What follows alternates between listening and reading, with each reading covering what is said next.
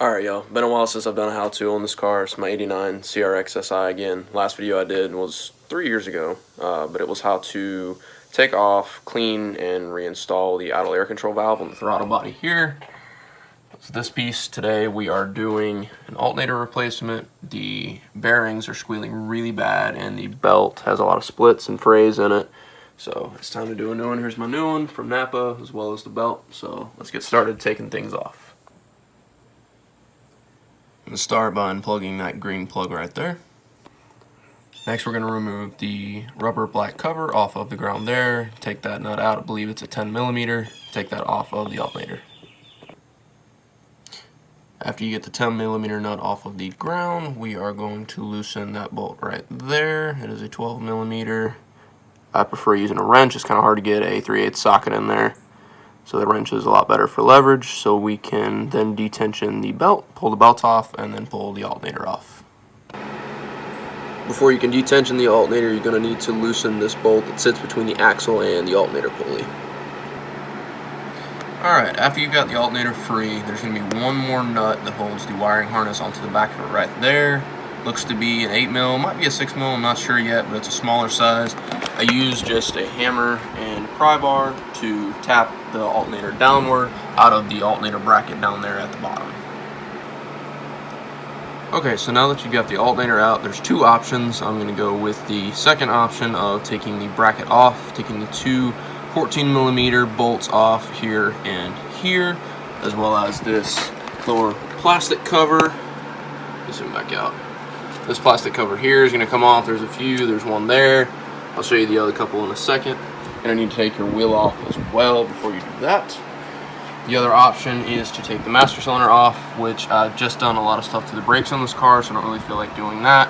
Having to possibly re-bleed the brakes because you can't bend it enough with these hard lines here. You have to take them out, and you risk getting air into the brake system. So I'm going to take the bracket off, take that lower plastic cover off, and we'll go from there.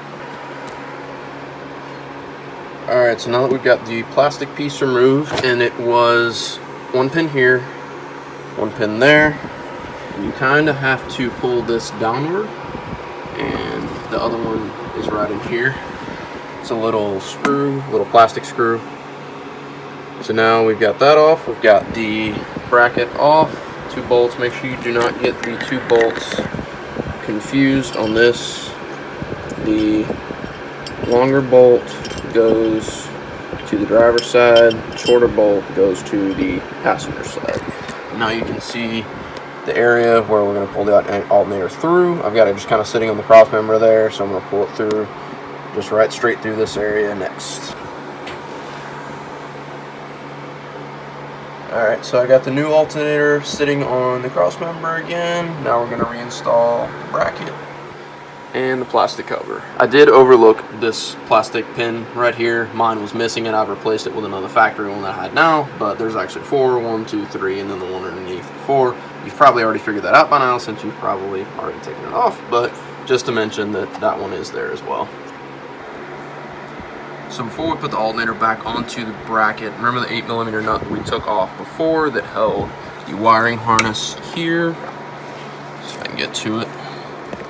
That piece right there was on one of these. It was either this one or this one, depending on which way the alternator is oriented.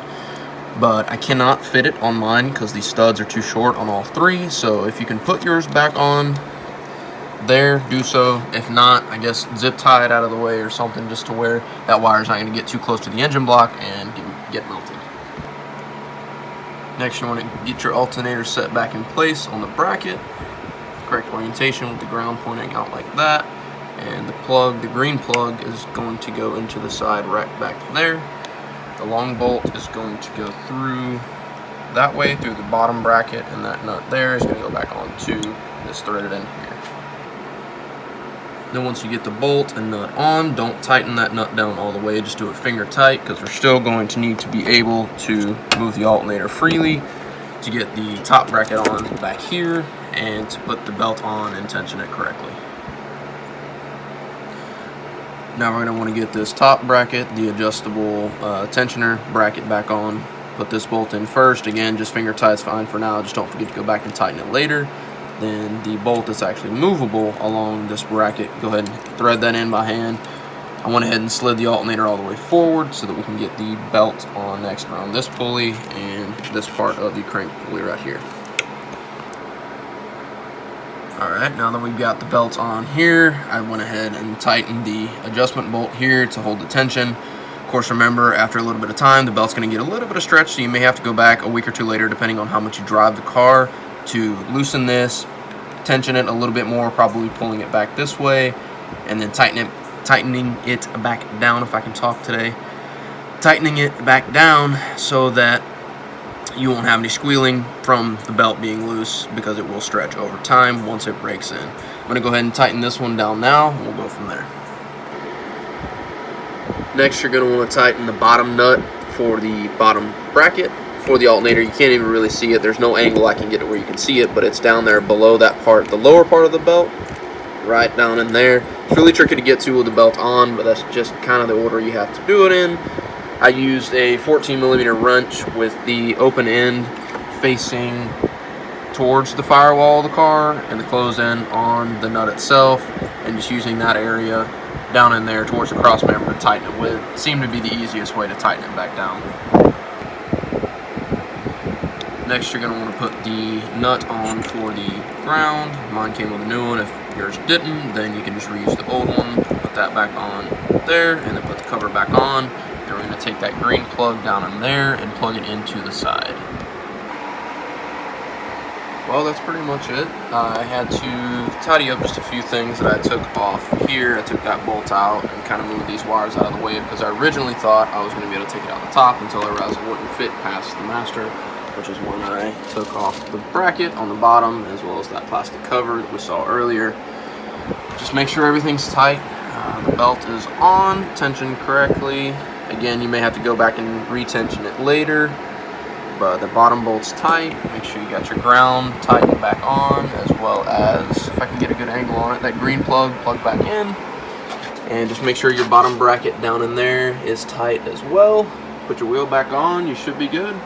That's it for this one, guys. Thanks for watching.